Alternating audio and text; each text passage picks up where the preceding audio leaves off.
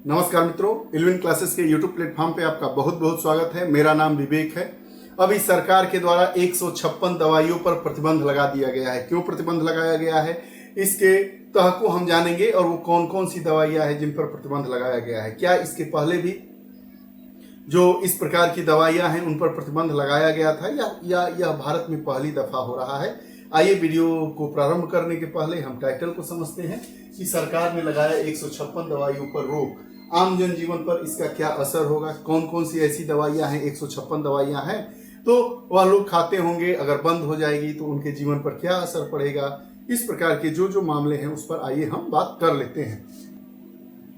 बात होगी आज क्या होती है कॉम्बिनेशन ड्रग और क्यों लगा है उस पर प्रतिबंध।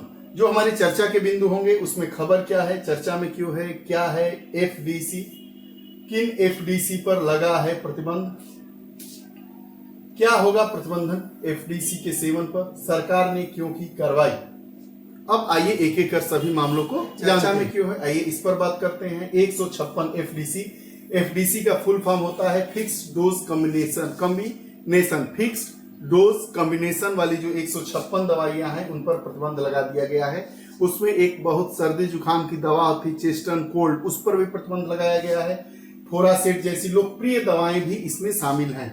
2018 में 328 ऐसी ही एफडीसी मतलब फिक्स डोज कॉम्बिनेशन वाली दवाइयों पर प्रतिबंध लगाया गया था।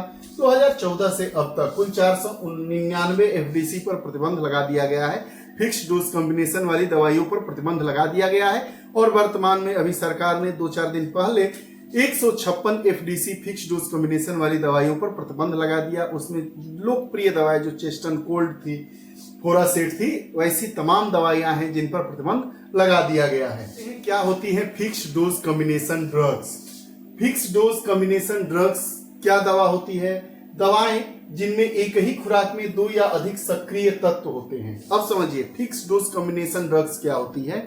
ऐसी दवाएं जिनमें एक ही टैबलेट में कई रोगों को मारने के लिए उसमें कॉम्बिनेशन होता है, कई रोगों के इलाज के लिए उसमें कॉम्बिनेशन होता है। जैसे बुखार, सर दर्द, खांसी के लिए एक ही टैबलेट आपको दे दिया जाए। उसके बाद इस तरह के जितने कॉम्बिनेशन वाली दवाएं होती हैं उसमें केवल एक रोग के लिए नहीं, उसमें कई रोगों के लिए इसमें दवाएं शामिल होती है।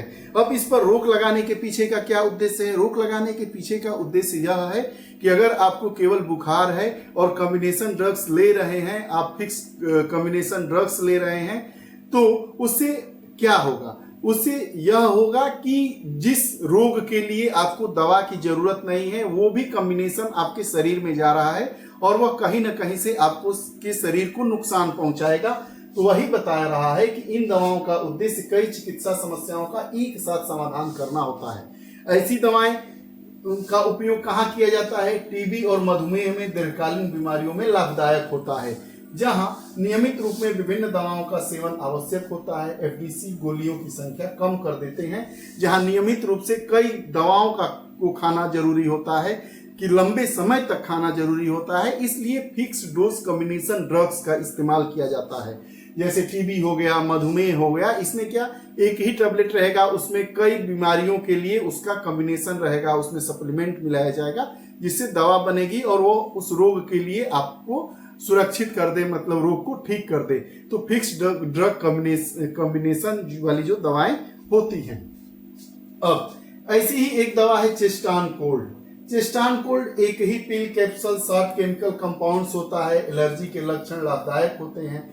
बैक्टीरियल इन्फेक्शन के कारण इसमें लक्षण उसमें लाभदायक नहीं होता है।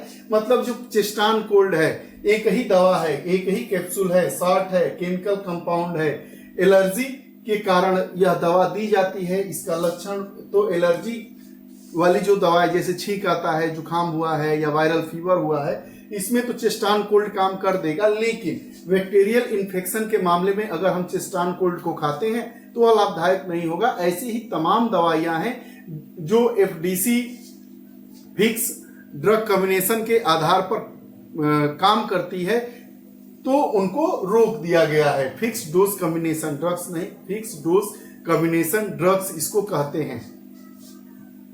फिक्स डोज कॉम्बिनेशन दवाइयों पर प्रतिबंध लगा है। तो गैस्ट्रोस्टेनाइनल समस्याओं के इलाज के लिए एंजाइमों के कई कंपाउंड का उपयोग होता है। एंटी एलर्जिक दवाओं जैसे लेवोसिट्रिजिन एक सिट्रिजिन आता है, यह एंटी एलर्जिक दवा है। मतलब एलर्जी जैसे होती है, जैसे आप धूल में चले गए तो आप छींकने लगे, कई लोगों को ठंडे गर्म से एलर्जी होती है, कई लोग मौसम परिवर्तन होता है तो एलर्जी होती है। तो एलर्जी के कई कारण होते हैं। तो जो एंटी एलर्जिक दवा है लेवोसिट्रिजिन, इस पर भी प्रतिबंध लगा दिया गया है। नाक की सर्दी खांसी दूर करने वाली दवा है। बलगम को तोड़ने वाले सिरप और पैरासीटामोल का संयोजन होता है। त्वचा के लिए उपयोग किए एलोवेरा के साथ मेंथाल इसमें मिलाया जाता है। एक होता है मेडिकेटेड सॉप, विटामिन ई के साथ एलोवेरा मिलाया जाता है। जलने पर एंटीसेप्टिक एजेंट के साथ सिल्वर सल्फाडियाजिन का उपयोग किया जाता है। त्वचा की जलन के लिए एलो और एक प्राकृतिक पदार्थ के साथ कैलामाइन लोशन का प्रयोग किया जाता है। मतली को रोकने के लिए माइग्रेन की दवा का एक अन्य के साथ संयोजन किया जाता है। मेंस्ट्रुअल क्रैम्प्स मतलब मेफेनेमिक एसिड और एंटी फाइब्रोटिक दवाएं और टेक्सोमेटिक एसिड, उसके साथ ही साथ सल्फानाडिन का संयोजन। मतलब इस प्रकार की जो फिक्स्ड डोज कॉम्बिनेशन वाले ड्रग्स हैं उन पर रोक लगा दिया गया है। 156 ऐसी दवाएं हैं 2014 के बाद। 500 के करीब 499 फिक्स डोज कॉम्बिनेशन ड्रग्स है जिन पर प्रतिबंध लगा दिया गया है। कि अगर इस प्रतिबंधित दवा सेवन के क्या प्रभाव हैं, तो असहयोगी तत्व, कुछ एफडीसी दवाओं में ऐसे तत्व होते हैं जो एक साथ मिलकर सही ढंग से काम नहीं करते हैं। जो फिक्स डोज कॉम्बिनेशन ड्रग्स होता है, कुछ कॉम्बिनेशन में ऐसे ड्रग्स के तत्व मौजूद होते हैं जो एक साथ मिलकर सही तरीके से काम नहीं करते हैं और एक साथ सेवन करने की उनकी जरूरत नहीं होती है। एंटीबायोटिक प्रतिरोध में वृद्धि साधारण संक्रमणों के उपचार से भी हाई डोज होता है। साथ ही साथ विपणन में बढ़ोतरी 2023 के एक अध्ययन में पाया गया है कि एंटीबायोटिक एफडीसी का बाजार में हिस्सा बढ़ रहा है। जो एंटीबायोटिक है मतलब हर दवाओं के साथ आपको एंटीबायोटिक दिया जा रहा है, लेकिन वैसे एंटीबायोटिक का उपयोग बढ़ा है जो फिक्स डोज कॉम्बिनेशन ड्रग्स की श्रेणी में आता है। उसके बाद WHO वर्ल्ड हेल्थ ऑर्गेनाइजेशन विश्व स्वास्थ्य संगठन की अनुशंसाएं आई हैं कि 2020 में भारत में बेची गई एंटीबायोटिक एफडीसी की एक बड़ी संख्या WHO द्वारा अनुशंसित और उपयोग पर इसके सवाल खड़े हुए थे। वहीं मूल्य नियंत्रण से बचाव, सरकार इन दवाओं के लिए अधिकतम मूल्य और औसत बाजार मूल्य के आधार पर तय करती है। उसके बाद कंपनियां कभी कभी एफडीसी बनाकर आवश्यक दवाओं पर सरकार द्वारा लगाए गए मूल्य नियंत्रण से बचने की कोशिश करती हैं। आप समझिए, मानिए कि कोई कंपनी है, बुखार की अलग दवा बना रहा है, सर्दी की अलग दवा बता रहा है, खांसी की अलग दवा बना रहा है। अब एफडीसी दवा ला दिया, मतलब फिक्स डोज कॉम्बिनेशन, उसमें बुखार के लिए भी ठीक करने वाले उसमें अवयव शामिल है, तत्व शामिल है दवाई के रूप में, सर्दी के लिए भी, जुकाम के लिए भी, खांसी के लिए भी। इससे क्या होगा कि अब 3 टैबलेट पर उस कंपनी को टैक्स नहीं देना पड़ेगा, एक ही टैबलेट पर कंपनी टैक्स देगी, जिससे टैक्स बचेगा। तो कंपनियां एफडीसी दवाइयों का उपयोग करके अपने टैक्स को भी बचाने का काम करती थी। सार्वजनिक सुरक्षा के विषय में भी कई चिंताएं बताई जा रही हैं। इन प्रतिबंधों का उद्देश्य सार्वजनिक स्वास्थ्य की सुरक्षा हो, सुनिश्चित किया जाए कि सुरक्षित और प्रभावी दवाएं ही बाजार में उपलब्ध है कि और सरकार यह सुनिश्चित कर सके कि जो अच्छी दवाएं हैं, जो सुरक्षित दवाएं हैं, प्रभावी दवाएं हैं, वही बाजार में उपलब्ध हैं। आइए क्यों की गई कार्रवाई, इस पर भी बात करते हैं। गैर तर्कसंगत कंपाउंड्स इसमें थे, ऐसे कंपाउंड्स थे जिसका कोई उपयोग नहीं था, उसकी गैर तर्कसंगतता थी। आगे बिना उचित परीक्षण के राज्य लाइसेंसिंग प्राधिकरणों द्वारा इसकी मंजूरी दे दी गई थी। संसदीय पैनल 2012 में तर्कहीन दवा संयोजनों को हटाने पर बताया बिना परीक्षण के मंजूरी देने की समस्या को पहली बार उजागर किया गया था। वर्ष 2014 में एक समिति का गठन किया गया था जो एफडीसी प्रकार की दवाइयों को मार्केट से हटा दे। तभी 2014 के बाद से 499 एफडीसी जो दवाइयां हैं, फिक्स डोज कॉम्बिनेशन ड्रग्स हैं, उनको प्रतिबंधित कर दिया गया है। वही बात कह रहा है कि 2014 में एक समिति का गठन हुआ था जिसने 1988 के बाद स्वीकृत 3450 एफडीसी दवाइयों की जांच की, 963 को तर्कहीन पाया, तत्काल प्रतिबंध लगाने का सुझाव दिया। अब तक 499 एफडीसी पर प्रतिबंध लगाया जा चुका है। 2019 के औषधि और क्लिनिकल परीक्षण के नए नियमों के अनुसार अब एफडीसी को नई औषधि माना जाता है। केंद्रीय औषधि नियामक द्वारा अनुमोदन ही अब मान्य है। अब इस पर तमाम तरह के प्रतिबंध हो गए।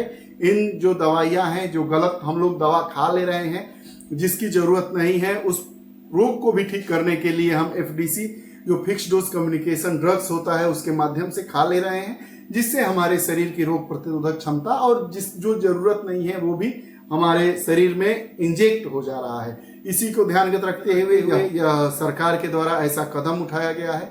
यह पूरा मामला था कि 156 FDC fix dose combination drugs पर सरकार के द्वारा प्रतिबंध लगा दिया गया है।